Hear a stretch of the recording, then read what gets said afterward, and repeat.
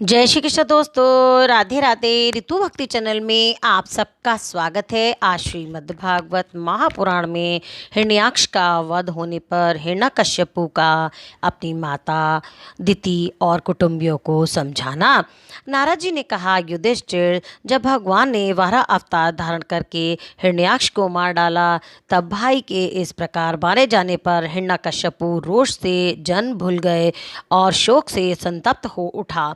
वह क्रोध से कांपता हुआ अपने दांतों से बार बार होठ चबाने लगा। क्रोध से दहकती हुई आंखों की आग के धुएं से धूमिल हुए आकाश की ओर देखता हुआ वे कहने लगा, ये विष्णु पहले तो बड़ा शुद्ध और निष्पक्ष था, परंतु अब माया से वराह आदि रूप धारण करने लगा है और अपने स्वभाव से च्युत हो गया है। इसीलिए तुम लोग इसी समय पृथ्वी पर जाओ। आजकल वहाँ ब्राह्मण और क्षत्रियों की बहुत बढ़ती हो गई है।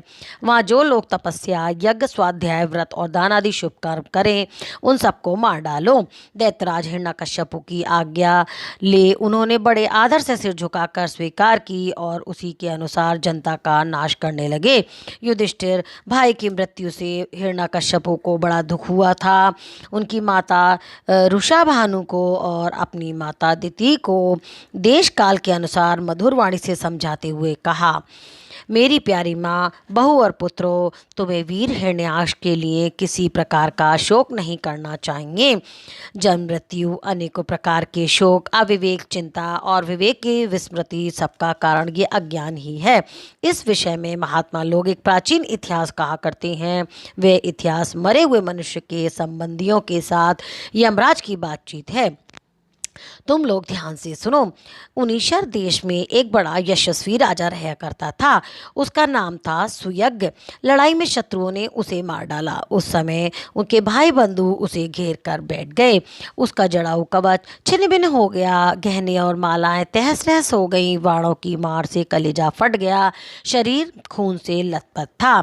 रानियों को देववश अपने पतिदेव उनीशर नरेश की यह दशा देखकर बड़ा दुख हुआ। वे बोली, हे नाथ, हम अभागिनियों तो बेमौत मारी गईं।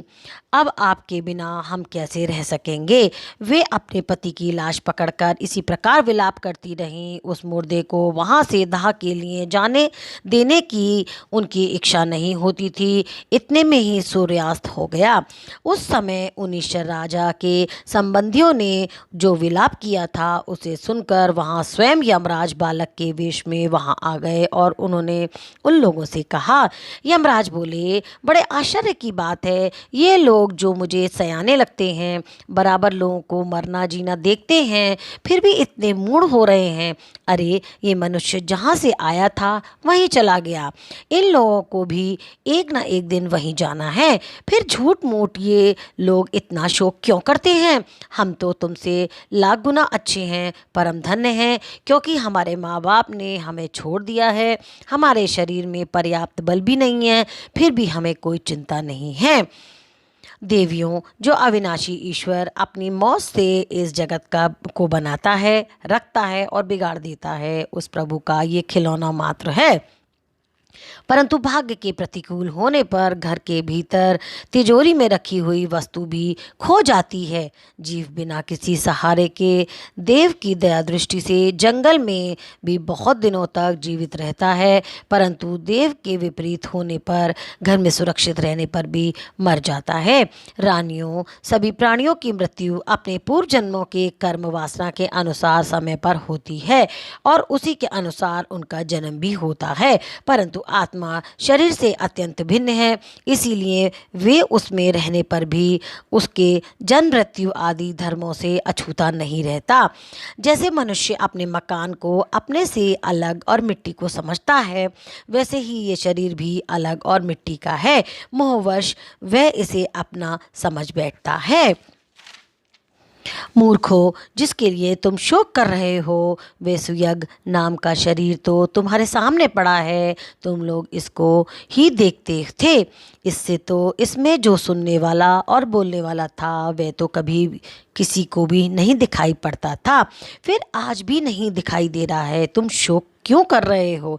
इसीलिए शरीर और आत्मा का तत्व जानने वाले पुरुष ना तो अनित्य शरीर के लिए शोक करते हैं और न नित्य आत्मा के लिए ही शोक करते हैं। परंतु ज्ञान की दृढ़ता न होने के कारण जो लोग शोक करते रहते हैं उनका स्वभाव बदलना बहुत कठिन है। किसी जंगल में एक बहेलिया रहता था। वे बहेलिया क्या था? विधाता ने मानो उस पक्षियों के काल रूप में ही रच रखा था। जहाँ कहीं भी वह जाल फैला देता और ललचा कर चिड़ियों को फंसा लेता। एक दिन उसने कुलिंग पक्षी के एक जोड़े को चारा चुगाते देखा। उसी में एक बहेलिये ने मादा पक्षी को शीघ्र ही फंसा लिया।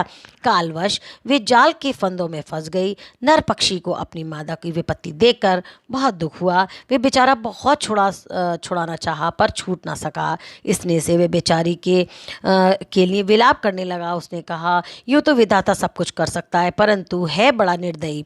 ये मेरी सहचरी तो एक स्त्री है, दूसरे मुझ अभागे के लिए शोक करती हुई बड़ी दीनता से छटपटा रही है। इसे लेकर वे क्या करेगा? उसकी मौज हो तो मुझे ले जाए, इसके बिना मैं अपना वे अधूरा विधुर जीवन व्यतीत कर लूँगा जो दीनता और दुख से भरा हुआ होगा। लेकिन क्या करूँगा?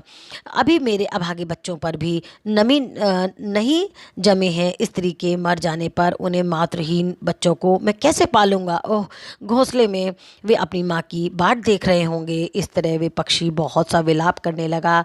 अपनी सहचरी के वियोग से वे बहुत आतुर हो रहा था। आंसुओं के मारे उसका गला रुंधा जा रहा था। तब तक काल की प्रेरणा के पास ही छिपे हुए उसी बहेलिये ने ऐसा वाण मारा कि वे वहीं पर लौट गया। मूर्ख रानियों, तुम्हारा भी यही दशा होने वाली है। तुम्हें अपनी मृत्यु तो दिखती नहीं और इसके लिए तुम रो पीट रही हो। यदि तुम लोग 9 बरस तक इसी तरह शोक वश छाती पीटती रहो तो भी अब तुम इसे वापस नहीं ला सकोगी। हिरण्यकश्यपु ने कहा। उस छोटे से बालक की ऐसी ज्ञानपूर्ण बातें सुनकर सबके सब दंग रह गए। उन ईश्वर नरेश के भाई बंधु और स्त्रियों ने ये बात समझ ली कि समस्त संसार और इसके सुख दुख अनित्य एवं मिथ्या हैं। यमराज ये उपाख्यान सुनाकर वहीं अंतर्ध्यान हो गए। भाई बंधुओं ने भी सुयज्ञ की अंत्येष्टि क्रिया की। इसीलिए तुम लोग भी अपने लिए या किसी दूसरे के लिए शोक मत करो। इस संसार में कौन अपना है, कौन हमसे भिन्न है, ये क्या अपना है और कौन पराया है?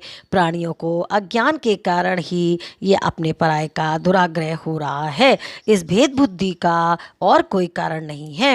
नारद जी ने कहा, युधिष्ठिर, अपनी पुत्र वधू के साथ दिति ने हिरण्यकश्यपु की ये बात सुनकर उसी क्षण पुत्र शोक का त्याग कर दिया और अपना चित्त परम तत्व स्वरूप परमात्मा में लगा दिया।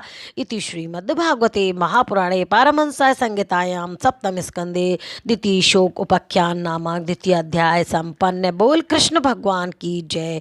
ओम नमो नारायण भगवते वासुदेवाय नमः।